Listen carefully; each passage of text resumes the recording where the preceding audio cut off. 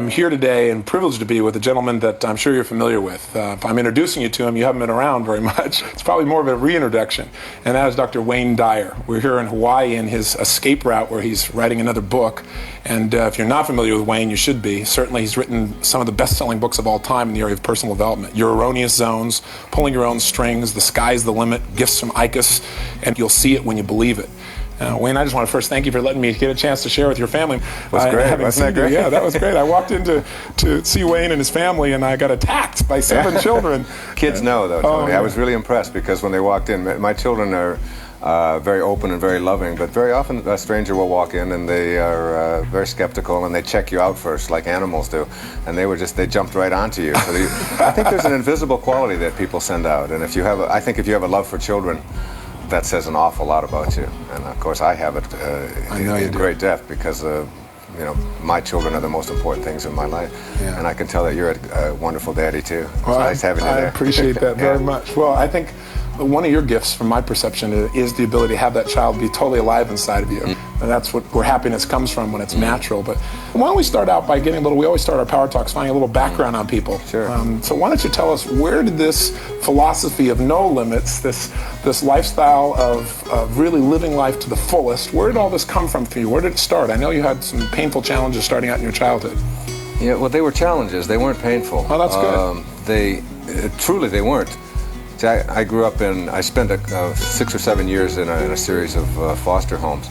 My mother had 3 boys by the time she was just a very young woman, and my father had spent some time in prison, and he was abusive and an alcoholic and an irresponsible person, and he stole from everyone, and this is why he went to jail. And he also just abandoned his family when I was just an infant. I was born in 1940, and my brothers were born in 38 and 36, so there was a depression at that time. It was a horrible financial times. My mother was working as a candy girl for Kresge's on the east side of Detroit, making $17 a week and trying to feed 3 children and figure out how to deal with the beatings that she was getting and the abuse and so on. So I ended up in a series of foster homes with my brother. My oldest brother went with my grandmother, and we were all reunited when I was almost 10. I come from a position at this point in my life that there are no accidents, that the universe is on purpose. And I know I know your material as well as you know mine. I listen to your tapes and read your books and know that we have a lot of similarities there.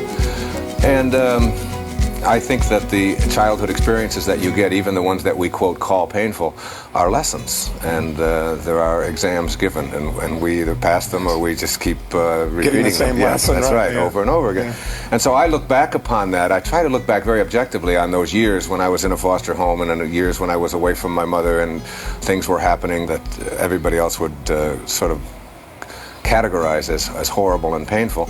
And when you're a kid, you don't wake up every day and say, I'm an orphan again today, isn't this awful? Yeah. Unless somebody teaches you to think that way. That's right. Unless you process. And I was always the one in the places that I lived where a mother would bring in a new child. It was just, all it was just poverty. I mean, it was just, nobody had anything. And so everybody that ended up in these various homes was just because they didn't have anything. It wasn't anything other than that. And the mothers would bring their children in, or the church would bring a child in, and they'd always say, go get Wayne.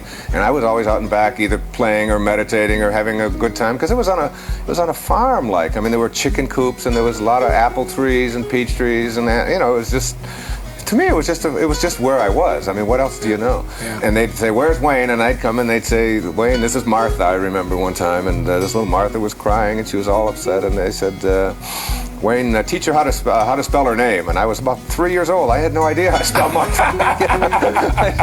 And I just started guessing at it, and she said, no, that's not right. And we went off, and it was like I was the one that somehow had my purpose, whatever it is that you want to call it, was about teaching other people that they didn't have to be depressed because of the circumstances of their life. And I seem to always have known that. You make a really interesting point, because so often people who are depressed or see themselves as depressed, that's part of their identity. And they have great times throughout the day. Yeah. But at the end of the day, they don't remember any of it. Yes, and they say, oh, I'm so depressed all the time. I think that's one of the key differences between successful and unsuccessful people, by the way, is that successful people have a tendency to really recall the good.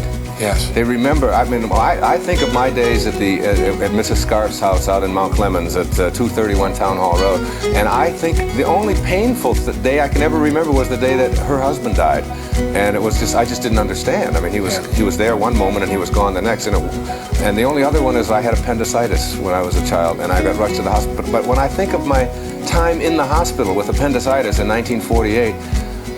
I remember the flowers, and I remember the people. So I remember the nurses. There's a big black nurse who would come in and put us on her knee because they had to give us penicillin in those days in these huge, and they used dull needles and huge doses. No. And she was always the one who would coddle me and take it. I mean, I remember seeing my mother every day. I mean, she came to the hospital every day after working where she was, and that was just glorious. I don't remember any other part of it, and I have a tendency to do that. I've been through a divorce, and I talked to my ex-wife, who is now remarried, and I'm remarried, and our lives are in nice places, and we're very good friends and all that.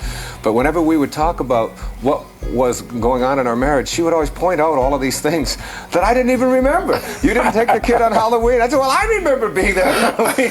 I don't know whether I just created this or whatever, but I look back on my marriage to my ex-wife as a wonderful time. I think she was great. We just had to move along. I've never looked back and thought, oh, isn't that awful? Never done that. Well, you talk so much about having reality-based thinking.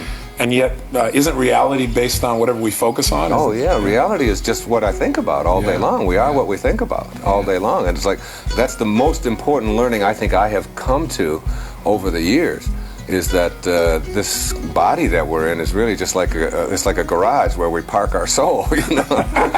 It's just a place to put it, you know, and so you take good care of it and you do all of that, but this isn't what it is. I've talked often about when my grandmother died, and they weighed her just before she went to the hospital. She weighed 133 pounds, and life left her body.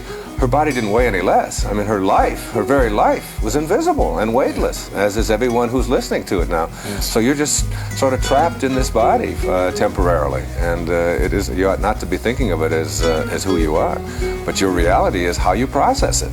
And that's one of the great lessons. I was talking to one of your producers, John, yesterday about somebody here who had come up to me and was very negative toward me, which is very rare. Do I ever attract anything like that? So this morning I was meditating on that, thinking, why did I attract this negative person who was very angry at me for being on his property when I shouldn't be, or something like that?